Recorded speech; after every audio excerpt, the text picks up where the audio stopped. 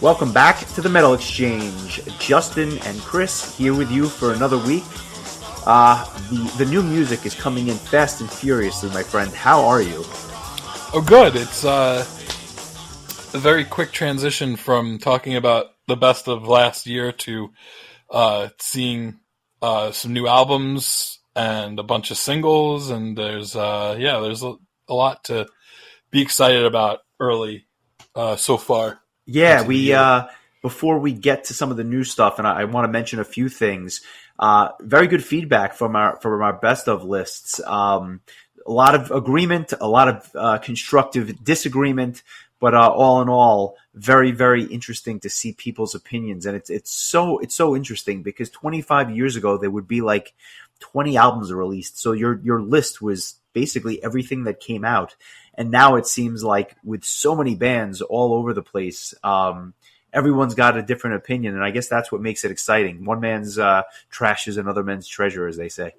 Yeah, there was a time where I couldn't have even dreamed of putting together a list of 50 albums. Never mind, I ended up with a list of 70 by the time I was done, which is like unheard of. So I guess even in what I thought was a down year, I managed to find time to listen to a lot of new things. So yeah. I'm going to try to do even better this year. And I've already listened to the 2 albums that I have so far several times. So I'm trying to just stay on top of things. I like it. Inevitably, and this happens every year, but inevitably, when I put the list out and I'm confident that I have my list in order, I always hear something early on in the following year that I missed, right? Like it happens every year. And this year it happened. I heard an album earlier this week, and right away I said to myself, this thing would have been in my top 10 had I heard it last year. That's how much I liked it. And quite frankly, if I had spent time with it, I'm pretty sure it might have even been in my top 5. The band is called An Abstract Illusion. The album is called Whoa. And whoa, is this album cool. It's basically progressive death metal, but with an electronic flair to it. I've not heard anything like this. This was a masterful album by these guys from Sweden. I had never heard of the band, but it is really, really, really cool. I can only imagine what it would have sounded like on like a really good stereo, because there was a lot going on with the electronic atmospheric sounds and stuff like that, but a really cool band. And I'll post the track this week just because if people haven't heard it, they should. And quite frankly, I missed this one. Yeah, to me, it's just like, I'm done with 2022. Like, even you had told me, like, was it Lord of the Lost? They came out with an album, like, at the very end of the year. I was like, it's it. My capacity to listen to anything else is filled. So, on to 2023. Well, speaking of which, what were the 2 No regrets. What were the 2 albums that you have been playing on repeat at this point? So I've been listening to Beyond the Black self-titled album. I guess bands don't, they don't save the self-titled album for their first release anymore. They wait a while. I think Metallica did it. So yeah, Dream Theater's done it, and now Beyond the Black's done it. Really enjoying that album quite a bit. Pretty much nothing unexpected, really. Just really solid, kind of symphonic metal. And I've really been enjoying Sky Blazer's Infinity's Wings, which is their first full-length album. I think last year when we were doing our 2021 year in review, I mentioned that their debut EP was my EP of the year. And this album kind of follows in the footsteps of just super cheerful and kind of upbeat keyboard-driven power metal. It's clear that Johannes is a fan of, Steve Williams and Tommy Johansson's kind of, music or songwriting style. It's really good stuff. I'm enjoying it a lot. So those are really the 2. And then tomorrow, Twilight Force has their newest album, At the Heart of Wintervale, I'm looking forward to, and a number of albums that we'll probably talk about next week such as, Riverside and 10 and Catatonia, just to name a few.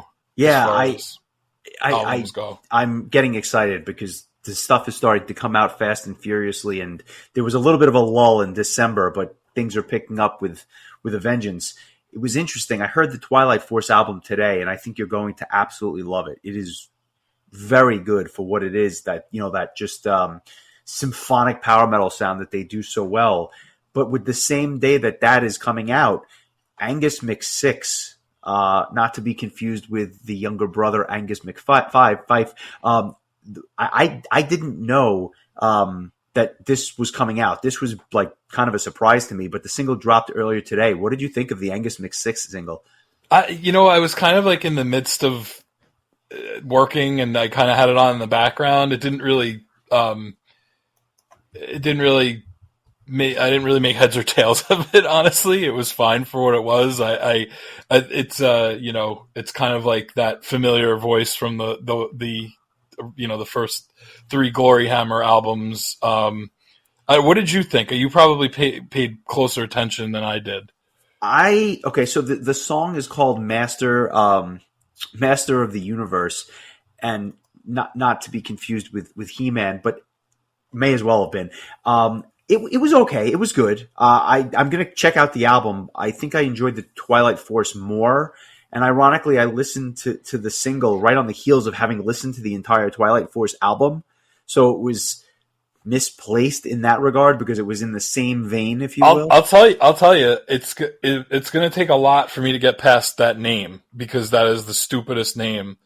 It's so bad. Like, I get that he's probably trying to stick it to his ex-bandmates, or maybe the label just wanted something that was like reminiscent to Glory Hammer. Not, because unless you're like a big time fan of Glory Hammer, it doesn't mean anything to you. It's just a stupid name, like Angus McFife, Fife sounding like 5. So we're going to go with Angus McSix. I think that's Angus McStupid.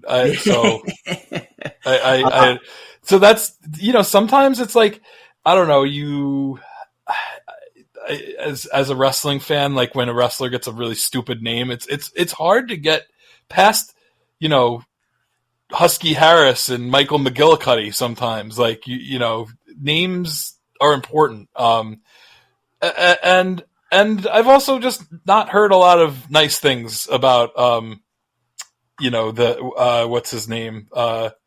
I forget. I'm gonna have to call him Angus, Henry Winkler's son. Yeah. Winkler. Whatever. It's all just hearsay and whatever, but conjecture. But I mean, to me, there's just this dark cloud that hovers around Glory Hammer, whether it's the members current or past. It's kind of just they leave a bad taste in my mouth, and I don't know if that might be something that might take a while to get over, if ever. Yeah, I'm with you. Like I said, I'll just put Twilight Force back on, and for a guy who doesn't listen to much power metal, I definitely enjoyed that one. So next week will be interesting. Lots of new releases coming out. But have you? There's like a ton of singles that have come out for albums that are coming out later this year. Have we had a chance to talk about the Camelot single? Because that received some really interesting feedback, at least on my social media. The song was called One More Flag in the Ground, and it's from the upcoming album, The Awakening. And boy, this thing got dragged through the coals, and I listened to it and I was just like, it's nothing unexpected. I mean, I'll just say that. Like, it's pretty Camelot. much, yeah, it's par for the course of what Camelot's been doing the last few albums. I don't know. I was like, I don't know if it was just one person made a comment and it just snowballed, but man, it turned into like a flame fest. Like it got pretty bad. What was everyone's gripes? Because I heard the single, and I got to be honest with you, maybe it's because I went into it with no expectations. I liked it. I said to myself, this sounds to me like, obviously Roy Khan not singing, but if you put Tommy Karavik on the Black Halo, this could have been a B-side for the Black Halo, which a lot of people think is one of their best albums. I certainly didn't have a problem with it. What was the flack that they received? I don't know, just that it was generic and like It's Camelot. What do you expect? yeah. Like they've been doing the same thing for 20 years. I don't know. I didn't think anything. I didn't think it was anything special, but I certainly didn't think it was bad. So I look forward to that album just because it's going to be really interesting to see how the rest of it kind of falls into place. But man, like the commentary is almost comical at this point. Just to name a couple others, Bloodbound released a new single called Odin's Prayer. They have an album called Tales from the North that's coming out later this year. Ad Infinitum released another single, the song Seth, and that's going to be on their Chapter 3 Downfall album, which is one of my most anticipated albums because the first two albums were so good. And as we mentioned in our best of 2021 or 2022 episode, I should say, Delane has their album Dark Waters coming out, and they released another single called Moth to a Flame. There's a lot to get excited about. Not to mention Phantom Elite and Frozen Crown, both two other female-fronted bands that also have brand new singles. Phantom Elite has one called Inner Beast from their upcoming album Blue Blood, and Frozen Crown has a song called Victorious from their upcoming album called The North. So just those are all bands that I'm just super excited about hearing these albums from. It just feels like they all kind of just came up in the last few weeks with these singles. So a lot to be excited about. And I guess that's pretty much it for me. A pretty sizable list, but I should have another playlist out soon, and a lot of these songs will be on it. So I just have to come up with an order for it. And I guess just to throw in a little prog action, not to be discounted, but Haken also released a new single called Taurus, which is going to be off of their album Fauna.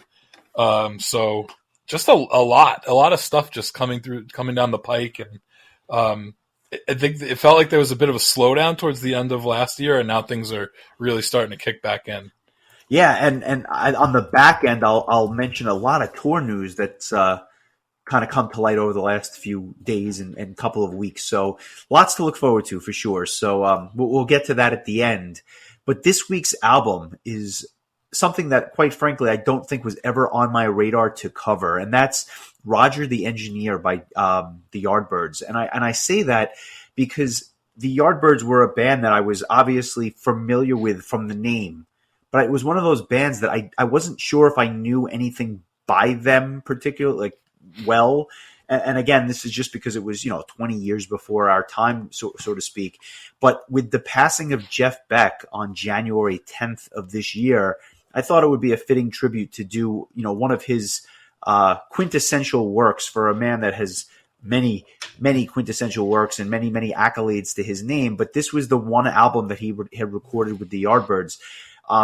Whenever you're sandwiched between Eric Clapton and Jimmy Page, you deserve an episode on the Metal Exchange, because without these guys, 90% of the bands that we listen to probably are not even a thing, right? Like, that's the natural progression, especially when it comes to that blues rock style.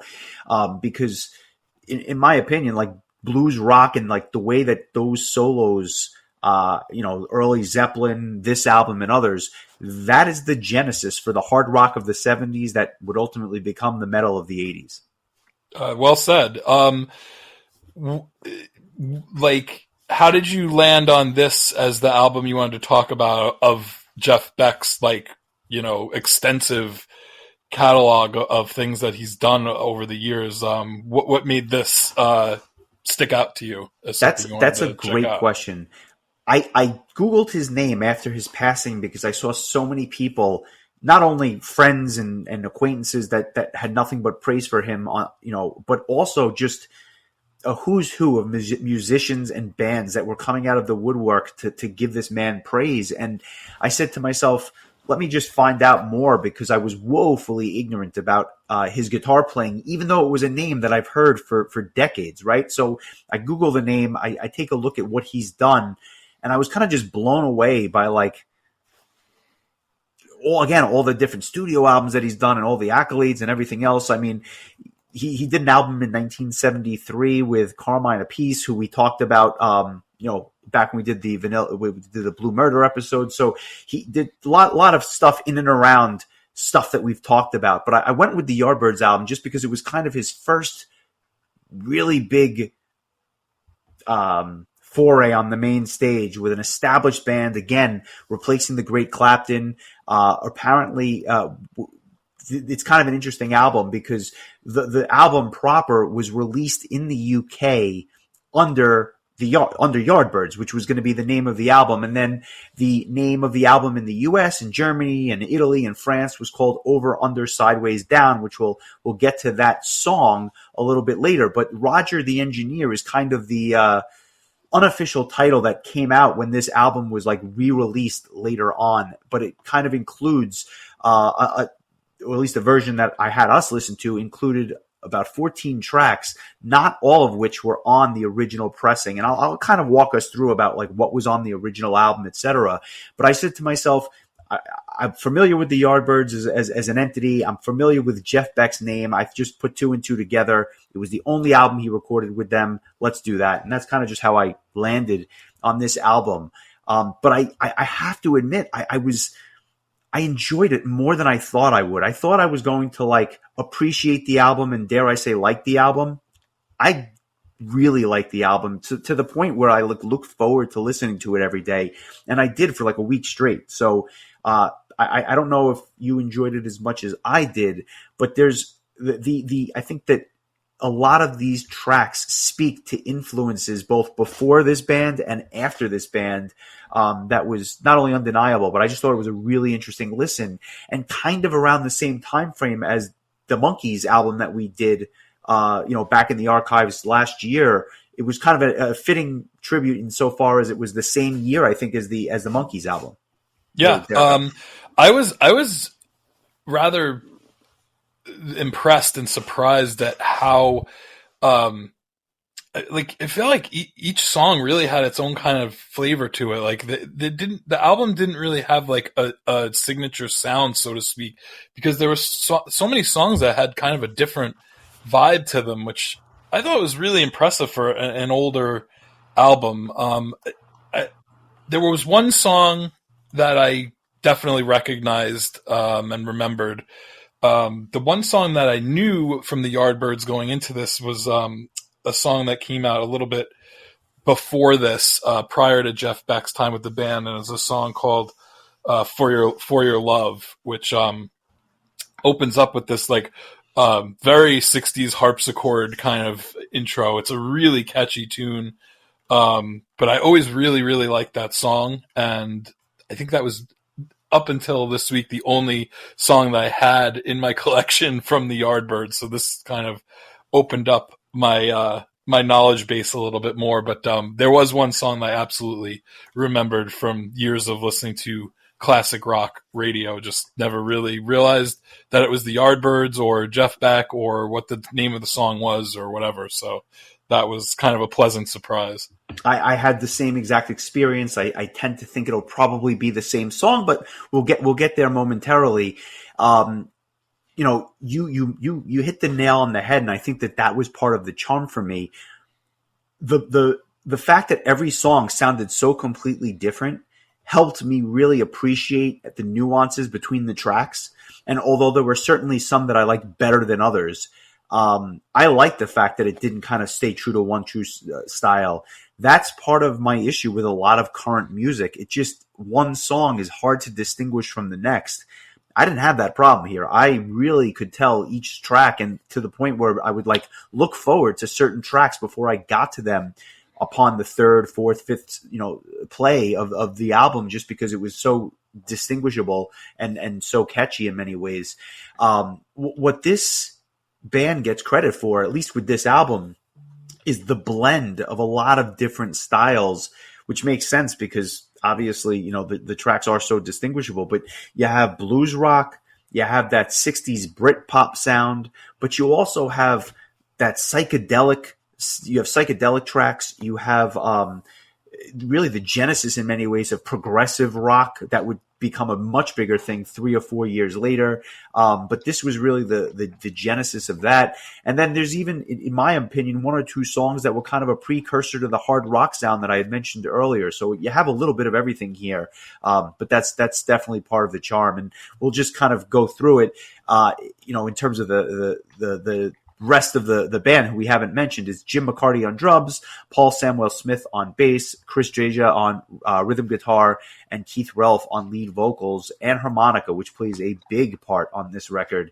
And we'll get to that in a little bit. But with that backdrop, again, album comes out in July of 1966. It's recorded just a couple of months prior. And I guess I'll just say this. 349 out of every album ever. That's what Rolling Stone said. They said it was the 349th best album of all time. And then a couple years later, they would amend that to say the 350th best album. So this is a classic album in the pantheon. I wonder what pushed it back one slot. Something must have come out in that 9 years where they felt like they needed to move it. But like I said, Jeff Beck's foray onto the main stage. The album kicks off with the track called Lost Women. And this is a track that would kick off both the American release, the British release. I mean, this was basically the first song on every pressing of this album. And what jumps out to me immediately was not Jeff Beck, but really those bass lines on this song, which were really, really good. To me, it has like, immediately I start thinking Rolling Stones meets Black Sabbath, which I thought was kind of cool because you have like the contemporary Stones with Sabbath, who would obviously make a name for themselves just 4 years later. But even during that instrumental section, just a really strong Black Sabbath vibe. I have to think that those guys from Manchester were heavily influenced by the Yardbirds, especially with that harmonica sound. I mean, you heard that all throughout the first Sabbath album, and you'd hear that on later albums as well. Really interesting track. I also like the fact that the drums have this like scat sound to it, which is kind of cool for something you weren't hearing much of that in 1966. But interestingly enough, his first track with the band, but Jeff Beck is not really on full display on this tune.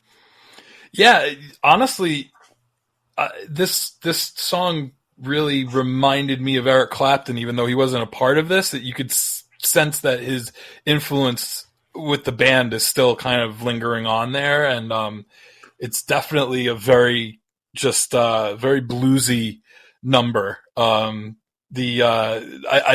really enjoy the harmonica. Like, it's not just a kind of a supporting instrument, but it's kind of a lead in this tune. And it's just a pretty good like toe tapper, just a catchy tune. Very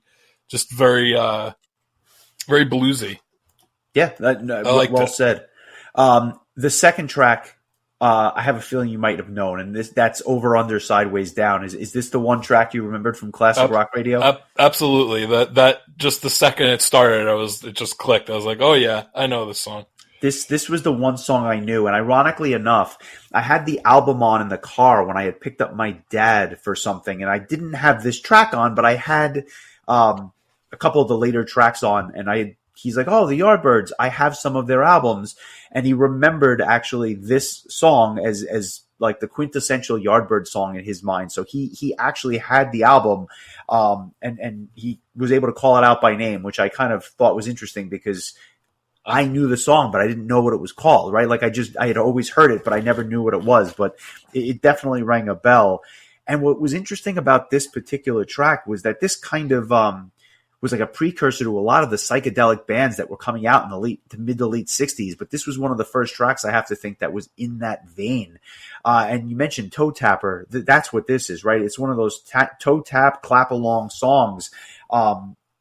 It reminds me of something that should have been on the Wonder Years, just in terms of the way it's structured. But I thought it was a fantastic tune. I could just picture people in the 60s just kind of dancing around to this song. Like, yeah. It's just a real dancey kind of tune. But that, I don't know how you want to describe just that opening sound. I guess it's a guitar sound, but just, it's so distinct. Like, it's distinctive. You never forget it. Like, and I guess in both of our cases, we didn't. And this is probably the most well-known song on the album. I'm pretty sure It was a single that they released, and I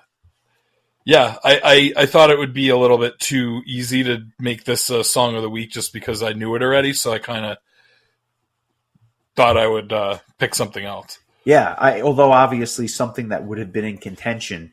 The next track is only on the British pressing. The next track, the Naz Are Blue, is actually not on the other releases, which is kind of interesting because this is a really good song, and I would say, dare I say, underrated. More of a blues rocker, I think, than the preceding track, which was kind of dabbled in the psychedelic stuff. You get one of those Jeff Beck solos right out of the box, and you can see why, ironically, Jimmy Page was the first choice by the Yardbirds to play on the album, because this sounds to me like a Jimmy Page solo that you would have heard on Zeppelin 1, which came out just a couple of years later. But at the same time, the riff has like this 1950s rock and roll vibe. So it's like the 50s rock and roll meets the wild Jimmy Page solos of the 70s. I was banging my head to this tune, as far as you can headbang to a song from 1966. I love this track. Another song that I think would have been a song of the week contender. I'm not choosing it, but interesting that it was not on the U.S. pressing. Yes, and this is actually also the only song on the album that's sung by Jeff Beck, which I didn't realize. I just noticed that it sounded like a different singer, and upon research, it turns out this is the one song that's not sung by Keith Relf. So, this one I am going to make my song of the week. I just thought it was just a real catchy tune, and again, it just really felt very Clapton-y to me. But especially the vocals. I think Jeff Beck is closer to Eric Clapton in a vocal styling than Keith Relf was.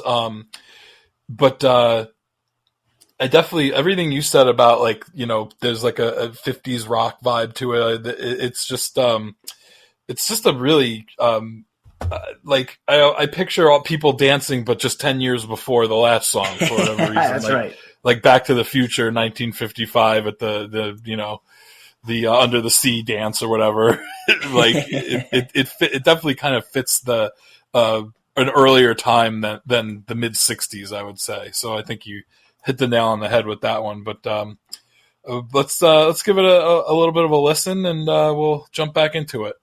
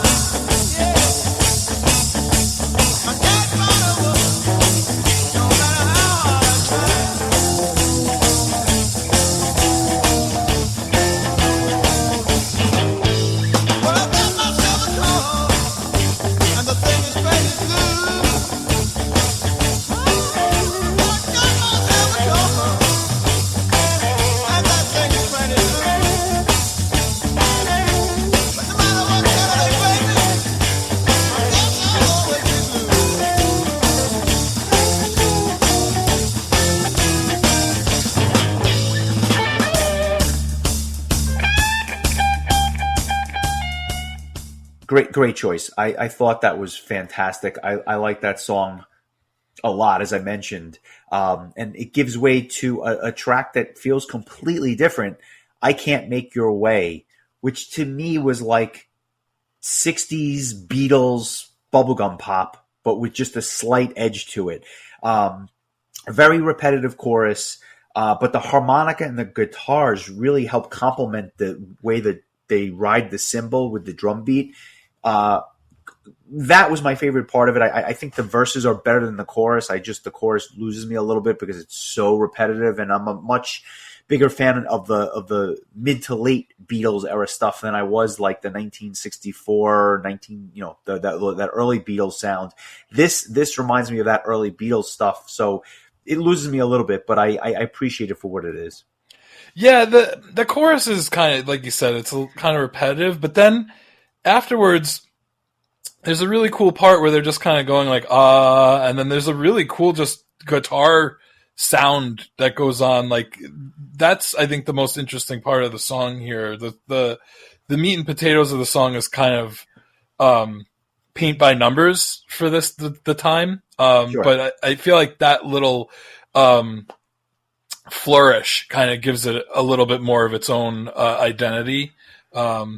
It probably wasn't the most memorable song for me on the album, but it was fine. It definitely was a sign of the times, I would say. Talk to me about Rack My Mind, the next track. Again, a different feel altogether. Do you have any thoughts on this one? Yeah, I mean, this to me, this is kind of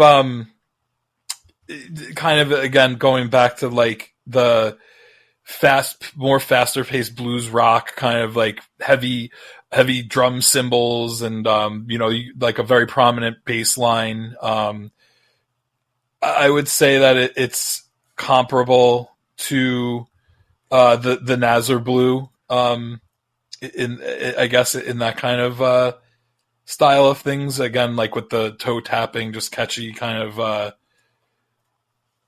It's just a very bluesy, for lack of a better way of describing it. Just very bluesy. I hear a lot of that mid-70s Sabbath sound on this track. And even the vocals have a touch of Ozzy in them if you listen carefully. My biggest gripe, the chorus to me sounds like a complete ripoff of the Rolling Stones, but it's well done, so I give them a pass. And the instrumental section had this wild guitar solo, but it almost feels like Jeff Beck is like kind of holding back from going even more off the rails. You can see his brilliance on full display with that guitar solo. It's wild, but you could tell he could do so much more, but he was like, I can't unleash it yet. I have to wait. The world's not ready for it. And obviously we would get there, but this plays such a contrast to the next track, which is Farewell, which is like this short little psychedelic number, with layered vocals, which was not really that common, I guess. But it almost had like a Simon and Garfunkel vibe to it, but there was like an odd charm to this track that I really liked. It was almost like being at story time at the library, but with the Yardbirds. I can't explain it, but like it works. I thought Farewell was a cool track too. It's so British. Like there's just something about it to me that's like, this is so British. Like I feel like I should be drinking tea and eating a crumpet when I listen to this song. It's kind of like I guess it's like an interlude kind of tune, but it's fine. It's one of I think a couple of tracks that's just kind of short and just, I don't know if it's just there to fill space or whatever, but it does kind of have like a story time, like, the beatnik at the library playing his acoustic guitar for the fifth graders who really couldn't care less. Shout out to Brian Redman, who I'm sure would be that guy, but kidding aside, cool track, very different. But what was fascinating to me is the next track that comes on our release, Happenings 10 years time ago, is not on any other pressing or original pressing of this album. It wasn't on the British pressing. It wasn't on the American pressing or any of the other pressings at the time, but it's kind of sandwiched in this Roger the Engineer compilation of this era of the band. And when I first heard it, my initial reaction was, this is Painted Black by the Rolling Stones, but they kind of go in another direction altogether. And it became my favorite song of the week. And I'm going to make it my song of the week. But before I kind of get into the details as to why, let's give it a listen.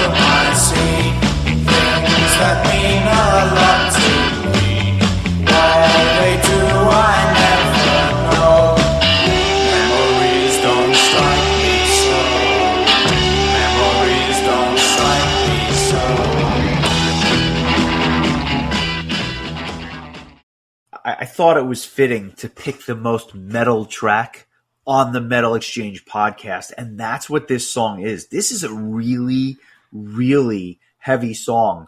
I love the vocals. I think it's one of the best vocal performances on the disc. And I love the interplay between the guitar and the bass. I just think it's absolutely perfect. And for 1966, this is about as heavy as it's going to get. It almost has like a hard rock sound in the way that they approach this thing. And then all of a sudden there's this siren and this spoken word section, and all of a sudden the entire song goes off the rails, but like in the best way possible. I thought this song was awesome, and that's why I made it my song of the week. I'm curious to see your thoughts on this one. Yeah, I enjoyed this one a lot too. It was one of my favorites and probably would have been my song of the week as well had I not chosen one already. It looks like it was released after the album in the U.S. as a single, and it had the Nazar Blue, which incidentally was my song of the week as the B-side. Yeah, it's just we were talking off mic about just how interesting it was back in the 60s in particular, how the UK and the US would just release these like totally different versions of basically the same album, but with just small changes to the order and small changes to which songs were included. It happened on Beatles releases. I think it's happened on other albums that we've discussed in the past. It's interesting that different regions would get different track lists or whatever, but I guess there was a feeling of what kind of music would appeal to a certain demographic.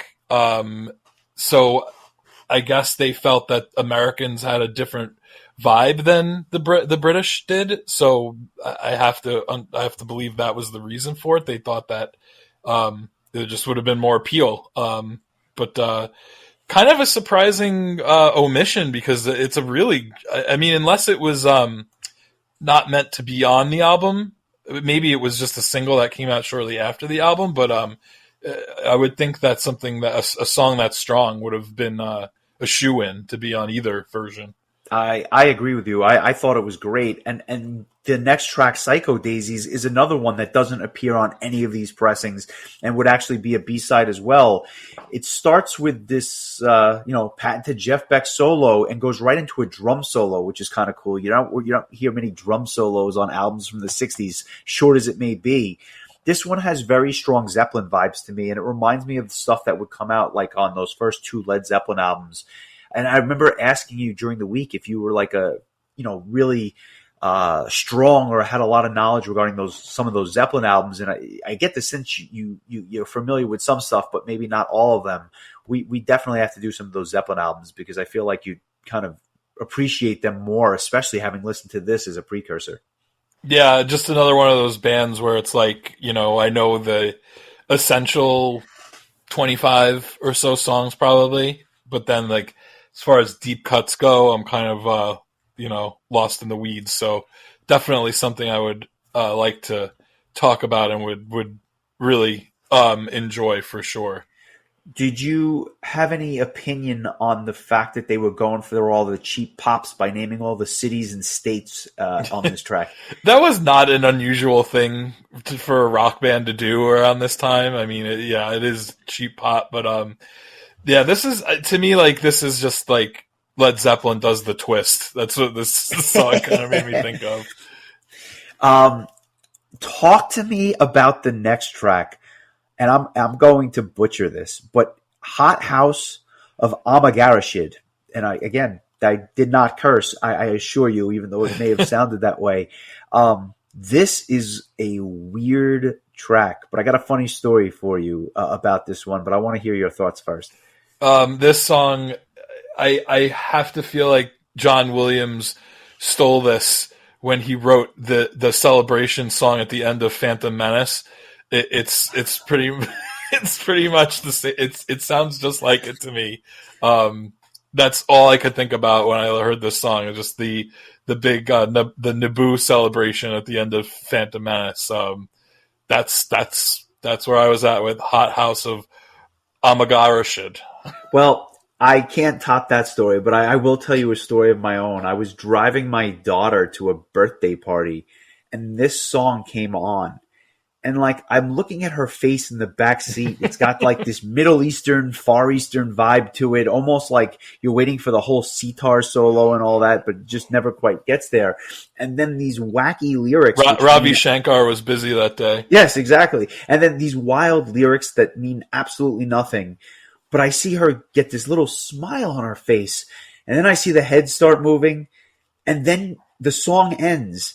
And for the next 2 minutes, she's just singing the nonsense words that were coming out of this song. And like, well, the only words in the song are "ya," so I mean, yeah, but like she was doing the whole like ya thing and like loving it. And then we come home from the party, and then the day ends. The next day we're in the car, and I shit you not, she says, "Can you play the ya song?" Because I think it like left an indelible impression on this. She got a case of the yayas. She did, and catchy and experimental, if nothing else. A very, very interesting track that obviously resonated with my 8-year-old. It sounds like the type of song that should resonate with an 8-year-old or a diehard Star Wars fan, anyway. or both, of which she is not, but hopefully soon will be. The next track on our release was on the U.S. version and on the British version, and rightfully so. This was kind of like the Jeff Beck coming out party in a number of ways. And an instrumental track for starters, and basically an extended guitar solo, which again, I can't imagine many bands doing at this time. And like, to me, this was Yngwie before Yngwie, where he's just out there and he's just absolutely killing it all on his own. And you can really see his talent. Like, I'm pretty sure he's finger tapping on this track, which again, I don't think they were so like, this is long before Eddie Van Halen was doing his thing in the 70s. Really, really good stuff. And my only knock is that I hear too much Mary Had a Little Lamb on the solo. Oh my God. Same. Okay. So it's not just me, but short of that, a really, really cool track. Yeah. This is like Chuck Berry on steroids. Yes. Yes. It's just, It has that Chuck Berry vibe, but now it's like you said, it's almost like what Yngwie would do 20 years later, where it's like, I'm really good at the guitar, but like, watch what else I can do, and just completely reimagines what that instrument can do, and I think that this is a really a perfect showcase of that skill. But yes, there definitely was a Mary Had a Little Lamb vibe going on here. Every time I heard it, I said to myself, I know that song too. It gives way to probably my least favorite track on the album, He's Always There. This too had like an early Beatles vibe, but just not as well done as some of those big poppy early Beatles hits. Something about it just didn't click. It's just a bit mundane. I think the chorus is probably the best part of the song, but it just fell flat. I kind of like the fuzzy sound effects and whatnot, but just not enough to save this song. Did you like this, or was it just kind of there for you? Yeah, same. It's very just mid 60s like radio rock. Like, it's kind of surprised this wasn't like a radio hit for them, because it just kind of has that vibe of what a lot of songs around that time that were on the radio sounded like. It was okay. It wasn't one of my favorites either, quite honestly. Not a bad song, but just nothing spectacular about it. Yeah, I agree. The next track, Turn Into Earth, is like a bit of a psychedelic tune. Kind of odd, but oddly intriguing just the same. Even the lyrics have like this spacey tinge to it, which is kind of cool. Yeah, you could definitely get like the sense that the Moody Blues listened to this song and were like, yeah, we could make a sound like that, and a little bit of the Doors even too. But I definitely got a Moody Blues kind of vibe from this.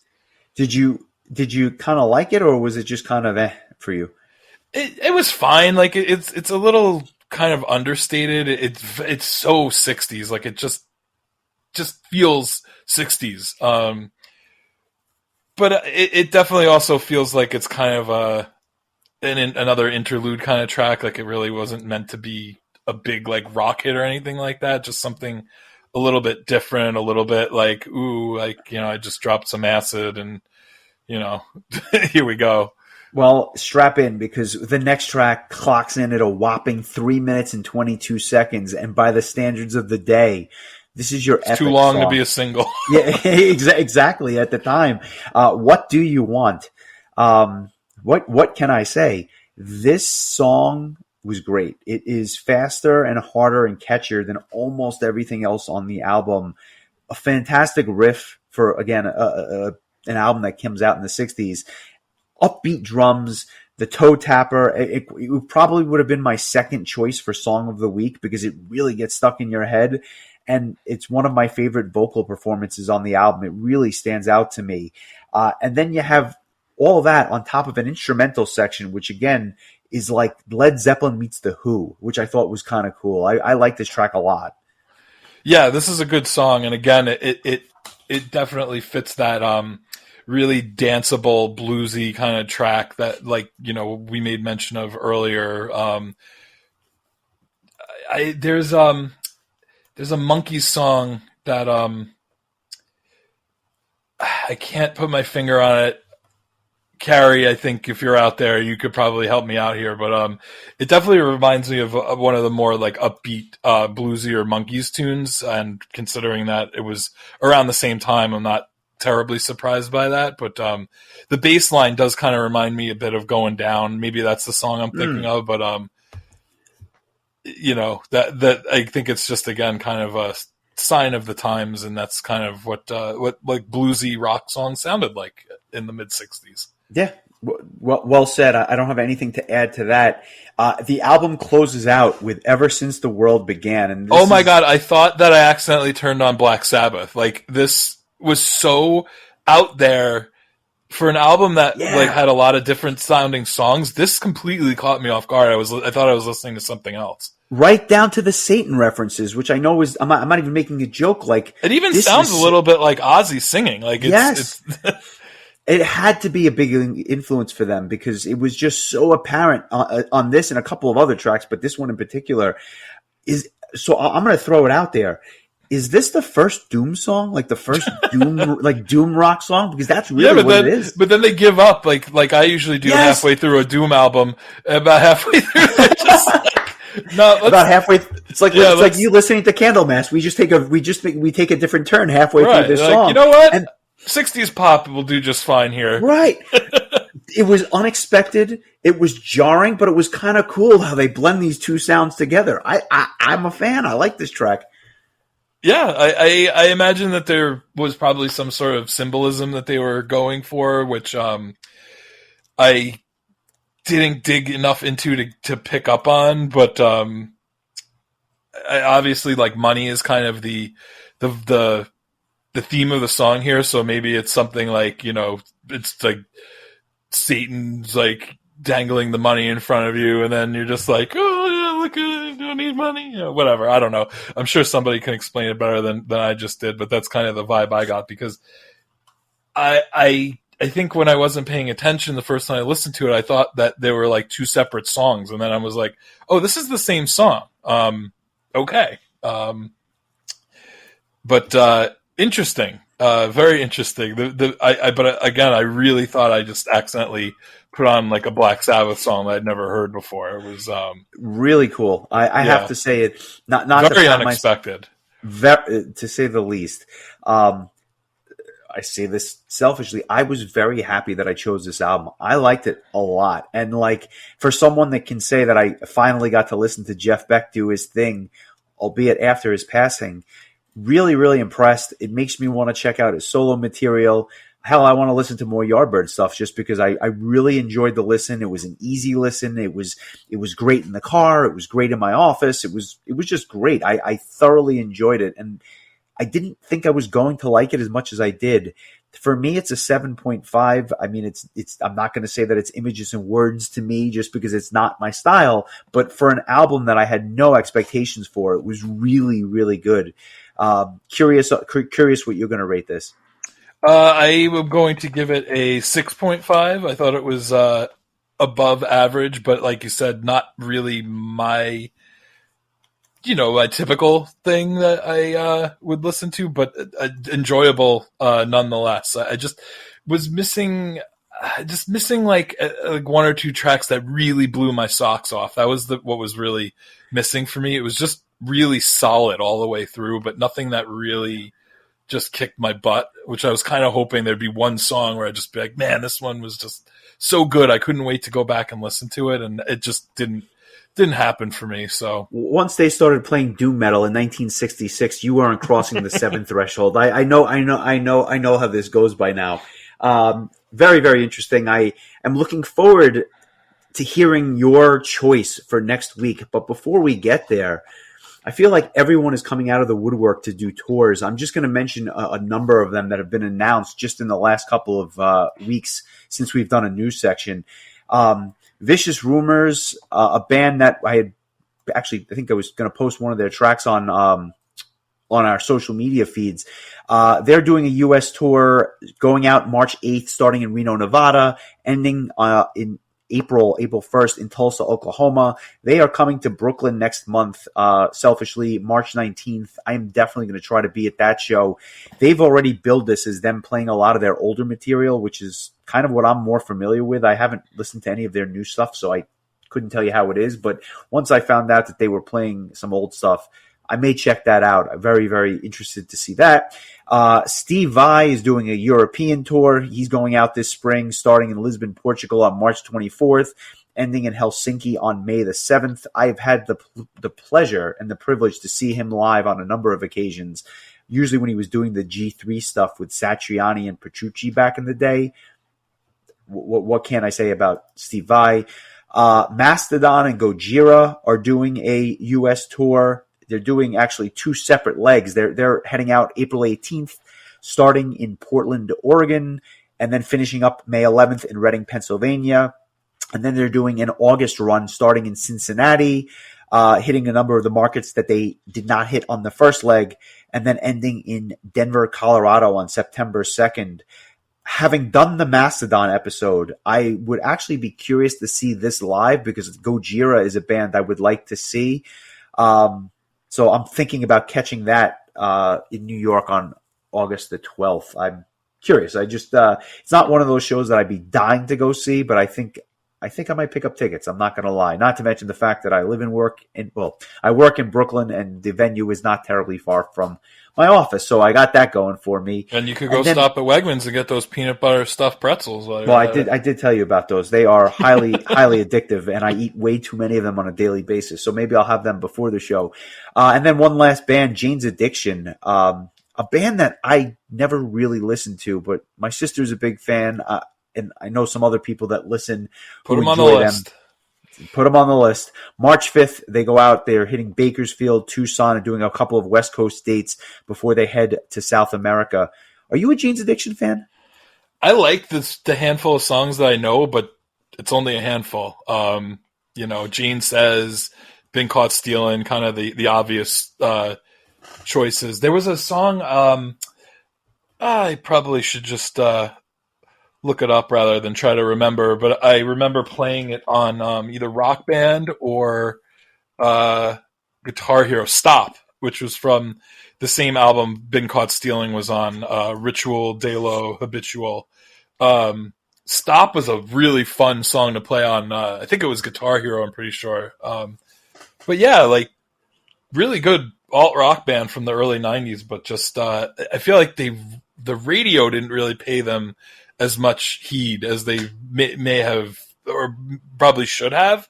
They played Been Caught Stealing a lot, and they still do. If you ever go back and listen to Lithium on satellite radio, that and probably Jane Says are going to be the two songs you hear the most. But I would love to do one of their albums and dig in a little bit deeper because it's just another thing that's kind of outside of my wheelhouse. And speaking of things that are a little bit outside your wheelhouse, you brought to my attention a new prog rock supergroup that is clearly in the vein of Yes and some of the bands that would actually come on the heels of the Yardbirds release that we were talking about for the last hour. Do you want to tell everyone about Supersonic Revolution and what this is about? Because color me intrigued.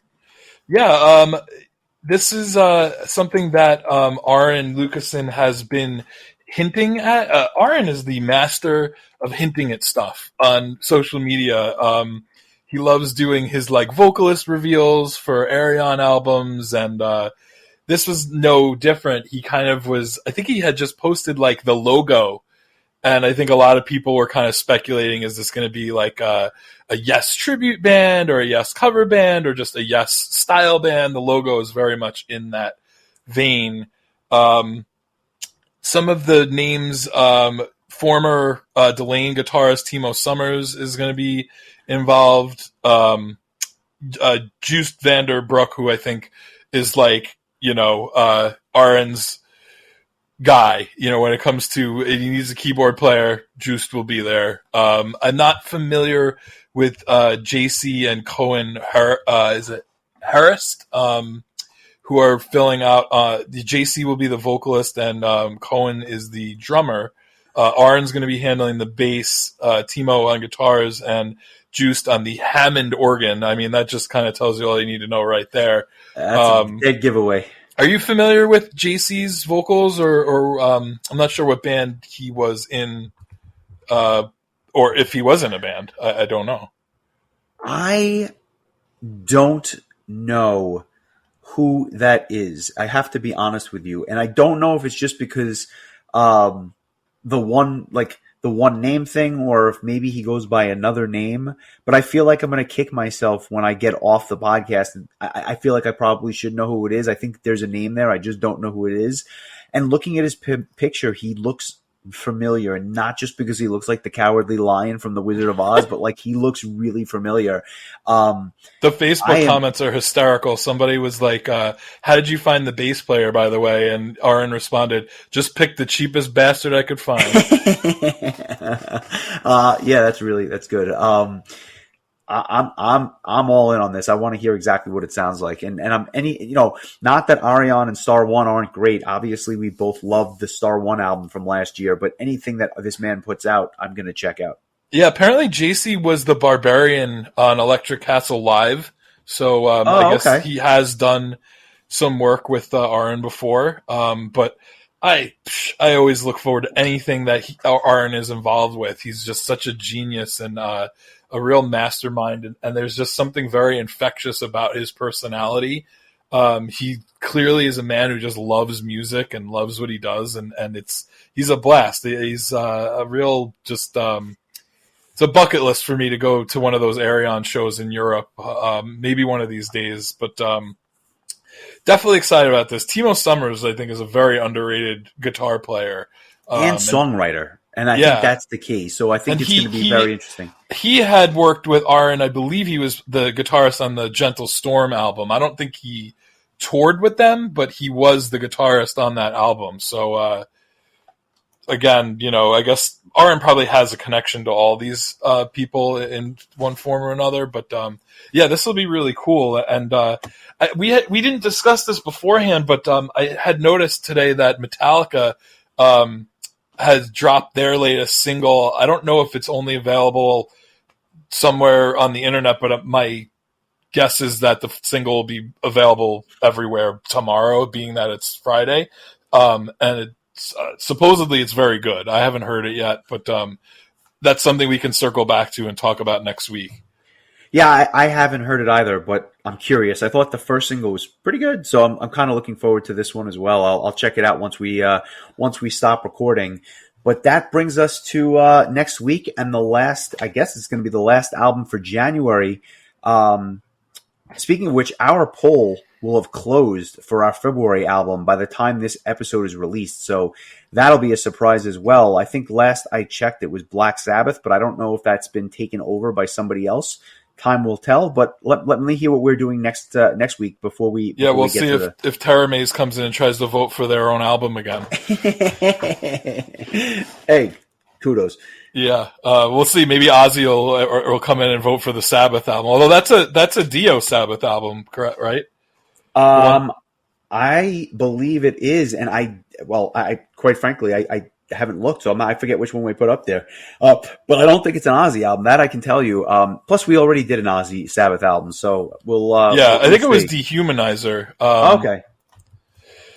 So all right. So maybe Dio probably won't be voting for it then. It would be fitting considering it is the anniversary of his passing just recently. So we'll see. But anyway, I've mentioned that, we've talked about so many bands that have multiple albums that are, definitely worthy of a full episode. And I was looking back at our list of every episode we've done, and it hit me like there's a band we haven't talked about in a really long time. And that band is Angra. And we discussed Angels Cry. It was our 5th episode ever. And I gave it a 10. You gave it a 9.5. Obviously, it was a very highly touted album for both of us. I'm surprised I didn't give it a 10, to be honest with you, but I digress. You're going to have to go back and listen to your own critique. Yeah, your own mindset. But, what conversation about Angels Cry isn't without the comparison to Holy Land, which is the magnum opus of Angra, so to speak. But you have Angels Cry as a 10, so how can you go up from a 10 if it's their magnum opus? Right. So I've always considered Angels Cry the ultimate Angra album, but I mean, Holy Land is. There were times where I said Holy Land was the better album. They're both all-time great albums, and that's why we're going to do Fireworks next. No, I'm just kidding. You had me for a second. No, we're going to talk about we're Holy going to go ride Land. in the Mystery Machine with Velma. I digress. Yeah, we're going to talk about Holy Land, and I'm just really curious where our scores land in comparison to the debut album Angels Cry that we both ranked very, very high. I have always said that Angels Cry is a better album. I'm mad at myself that I didn't give it a higher score, because I think that it just, like, my preconceived notions are that Holy Land is like a 9.5 and Angels Cry is. You were more conservative in your score giving in the early days, I think. Maybe. I mean, if you ask me now, I would say maybe 9.75, maybe a 10. I don't know, whatever. Excellent choice. Looking forward to doing doing Holy Land. It certainly deserves its own conversation. I can't believe we haven't done it yet, but I guess that makes sense just because, you can only do so many episodes. Yeah, I was looking. I mean, we've gone back and we've done another, we've done a second Gamma Ray album. We've done, there's bands that we've circled back to. I just felt like Angra is definitely one of those bands that deserves a circle back. And I'm sure that the Edu fans are probably, want to give us a kick in the ass and be like, hey, what about, Rebirth or Temple of Shadows? And I'm sure well deserved. I'm sure we'll get there. But I mean, I don't know that there's too many people that would argue that Angels Cry and Holy Land are pretty much the epitome of the great Angra albums. And I don't know, maybe it's just the nostalgia because they're the two oldest ones, but it's just peak Angra to me. And I'll stop myself before I start analyzing the album a week early. I like the choice. I look forward to listening to it. It's always a trip down memory lane to do something like that. So kudos to you. Good choice. There are still bands that we have not touched, and I'm not going to name them. I'm just going to start choosing them because I have some on my list that I think we would be remiss not to talk about in the near future. So we will get there. I almost had a band we didn't do yet, but I'm holding that one in my pocket for now. Probably one of the bands that you would have assumed I would have chosen by now, but Mayhem. Very cool. I'm looking forward to it. Yeah. I mean, hey, we have, God knows, hopefully hundreds of more episodes left to do. So plenty of time for everything, even Fireworks. That is an underrated album. I agree. I promise you we will do a Fireworks episode one of these days. I look forward to listening to Holy Land this week. So good choice. Just to kind of paint the picture for you, the poll will close. That will be our album for the first week in February. Kind of a little bit of a special episode for that second week in February. And then I'll pick an album for the following week and we'll get back into it. Sounds good. Lots to look forward to. I also think we might be having another collaboration with our MSR cast friends at some point in time. There's been a little chatter between me and Carrie about giving you and Sean a little something interesting to sink your teeth into. If you know either which of us, Monkeys album are we doing? Yeah, if you know either of us, it's probably not too much of a surprise. If I told you me and Sean were planning something, then you could assume it was Power Quest. But in this case, it's been discussed, so I'm sure we'll find the time. But yeah, just lots of stuff to look forward to. I look forward to the interview with how many living monkeys are there at this point? Just one. Well, then I look forward to that interview. I think Carrie's going to see Mickey Dolenz in Houston, so he's gonna snag that interview on behalf of all of us, hopefully. I look forward to it. Enjoy the week, my friend. I will talk to you soon, and we'll cover some Holy Land next week. Looking forward to it.